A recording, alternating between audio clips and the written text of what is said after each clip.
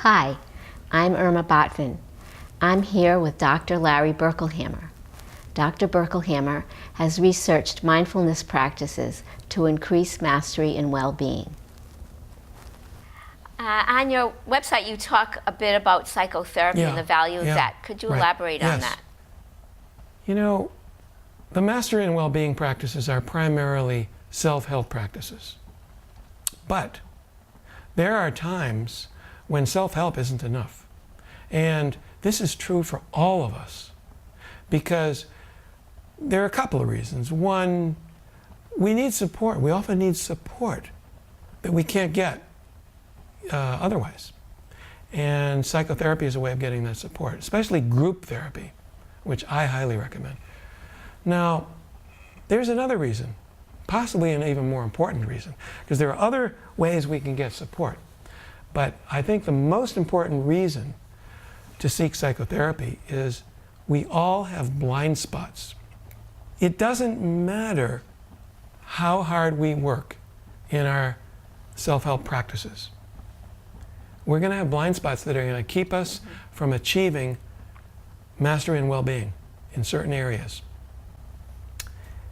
It takes a trained professional to help us see our blind spots and to do it in a healthy, therapeutic way.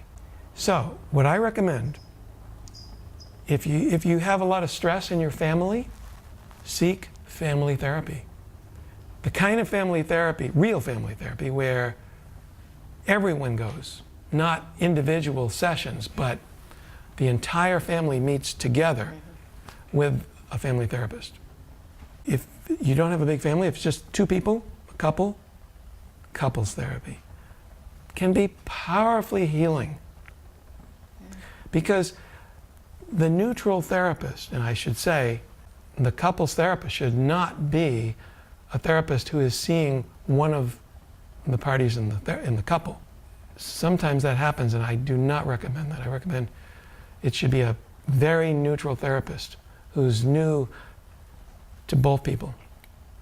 My favorite kind of therapy, if you're not dealing with family issues, couples issues, is group psychotherapy.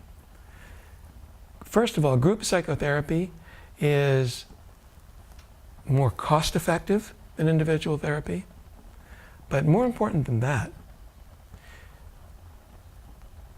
things happen in group therapy. Typically, for people who aren't familiar with it, typically there are about 8 members in a group plus 1 or 2 group therapists who are leaders. And people's buttons get pushed. And you get to work with this in the real world. When you're working with an individual therapist, that's not the real world, that's artificial. But when you're in group therapy, there are people in that group who are going to be reacting to you just the way they would on the street. So in other words, it plays out, some of the interactions would be some of the same ways that one interacts with family members and that kind of thing.